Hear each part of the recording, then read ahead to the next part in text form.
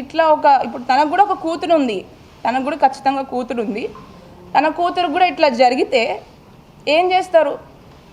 ఇప్పుడు ప్రజలందరికీ సహాయం చేసే ఒక వ్యక్తి, పబ్లిక్ పర్సన్, అతను పబ్లిక్ నాయకుడు. మరి తన ఇంట్లో ఆడపిల్లకి అన్యాయం చేశాడు తనే. మరి ఏం చేద్దాం అనుకున్నాడు ఆయన? ఏ ఉద్దేశంతో పెళ్లి చేశాడు?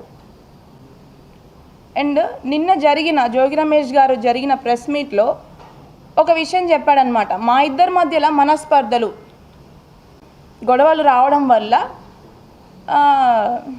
డిస్టర్బెన్సెస్ వచ్చి వాళ్ళు ఏదో విడిపోతున్నారు, బట్ ఇప్పుడు కూడా కలిసి ఉండాలని అనుకుంటున్నాను అంటున్నాడు.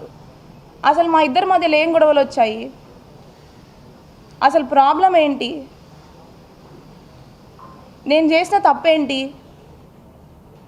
అసలు విషయాలని పక్కన పెట్టి పక్కదారి పట్టించడానికి ప్రయత్నించాడు అనమాట. అది క్లియర్గా మీ అందరికీ అర్థమవుతుంది ఖచ్చితంగా. ఇప్పుడు అసలు నిన్న మాట్లాడిన దాంట్లో నాకు అది చాలా, అంటే అసలు నేను ఇవాళ వచ్చి మీ అందరి ముందుకు నేను మాట్లాడాలి, మీడియాలోకి రావాలి అని ఏ ఆడపిల్ల అనుకోదు. బట్ నేను రావాల్సి వచ్చింది. ఎందుకంటే నిన్న జోగి రమేష్ గారు చేసిన కొన్ని వ్యాఖ్యల వల్ల నాకు చాలా, అంటే చాలా బాధ కలిగింది. ఎందుకంటే అతను చేసిన అన్యాయము, వాళ్ళ ఇంట్లో నేను ఎదుర్కొన్న సమస్యలను పక్కన పెట్టి ఆయన సింపతి గెయిన్ చేద్దాం అనుకుంటున్నారా, లేకపోతే ఇది రాజకీయ కోణంలోకి తీసుకొని వెళ్దాం అనుకుంటున్నారా అనేది నాకు అర్థం కావట్లేదు. బట్ ఉన్న వాస్తవాలేంటో, ఉన్న విషయాలేంటో మీ అందరికీ నేను ముందుగానే ఎఫ్ఐఆర్లో క్లియర్గా పొందుపరిచాను. అవి 100కి 100% వాస్తవాలు. అండ్ దానికి సంబంధించిన ఎవిడెన్స్లు కూడా నేను ప్రతి ఒక్కటి కోర్టు వారికి ప్లస్ పోలీస్ స్టేషన్లో నేను సమర్పించాను. తొందరలోనే ఆ విషయాలకు సంబంధించిన నిజాలు కూడా మీకు తెలుస్తాయి, బయటపడతాయి. బట్ ఏ కాన్ఫిడెన్స్తో నేను ఇచ్చానంటే, ఎప్పటికైనా న్యాయము ధర్మము అనేది కొంచెం లేట్ అయినా కూడా ఖచ్చితంగా గెలుస్తుంది అని గట్టి నాకు నమ్మకం ఉంది. అదే నమ్మకంతో నేను ముందుకెళ్ళాను. నేను ఇంకా కూడా ఎదుర్కొని ఖచ్చితంగా జయించిన తర్వాతనే నేను ఈ పోరాటాన్ని, ఈ న్యాయ పోరాటాన్ని ఆపుతాను, నాకు న్యాయం జరిగేంత వరకు. అయితే ఎవరైనా ఏం చేస్తారండి, నార్మల్గా పెళ్ళయి ఎన్నో ఆశలతో అడుగుపెట్టాను.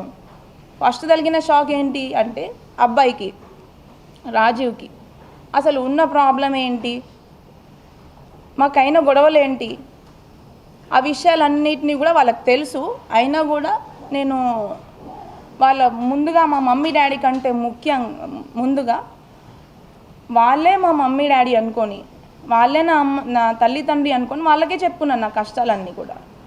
ఇట్లా జరుగుతుంది, ఇలా జరుగుతుంది, ఇట్లా నాతో సరిగ్గా ఉండట్లేదు అని చెప్పి.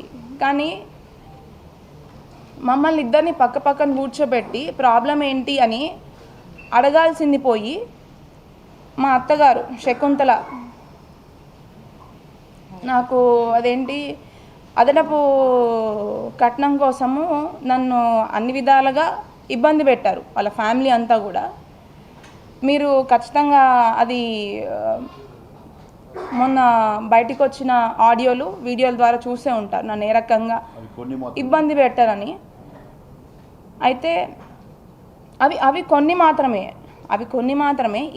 ఇంకా కూడా నేను చేసిన ఒక్క విషయం ఏంటంటే, నాకు జరిగిన అన్యాయము, నేను ఎదుర్కొన్న ఇబ్బందులు ఖచ్చితంగా అతను